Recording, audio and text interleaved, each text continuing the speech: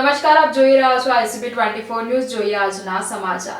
Ajwa road પર આવેલી શ્રીજી હોસ્પિટલમાં મહિલા બ્રેન હેમરેજની સારવાર લઈ રહી હતી. સારવાર દરમિયાન તે બ્રેન ડેડ થતા પરિવારે તેઓના અંગદાન કરવાનું નક્કી કર્યું હતું, જેથી મહિલાનું લીવર, કિડની, હાર્ટ અને 2 આંખોનું ડોનેશન કરવામાં આવ્યું હતું.